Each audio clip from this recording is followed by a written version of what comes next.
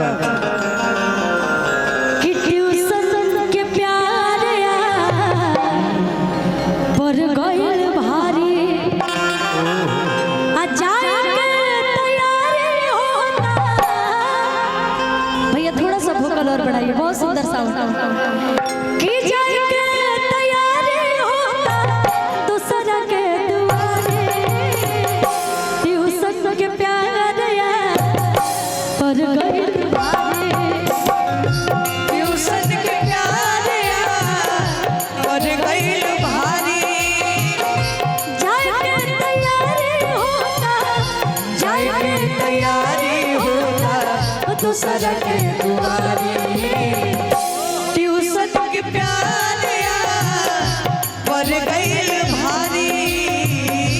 Tuition के प्यार कर गइल भारी।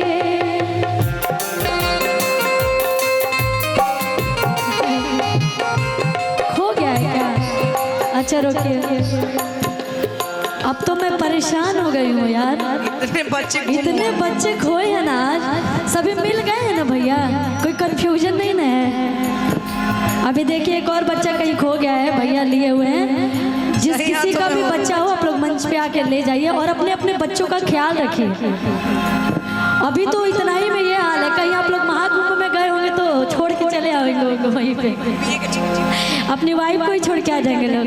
अभी तो इतना ही में इतने सारे बच्चे खो गए। बच्चा है मंच पे ही, आप लोग मंच पे आके ले लीजिए। कि ट्यूशन के प्यार पर गइल भारी। ट्यूशन के प्यार पर गइल भारी। जाए के तैयारी होता, जाए के तैयारी होता तो दूसरा के दुआरे ट्यूशन के प्यार पर गइल भारी। ट्यूशन के प्यार पर गइल भारी।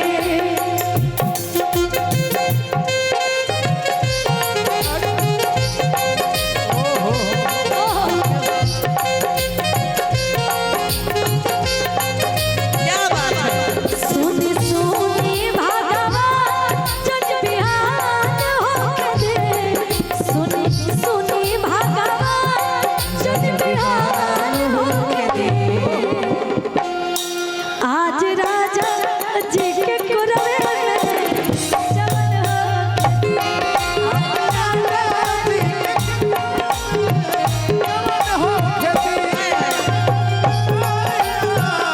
पर गइल भारी। ट्यूशन के प्यार पर गइल भारी। और लड़की कहा तड़ी फोटो छिपा के रखत रही किताब में।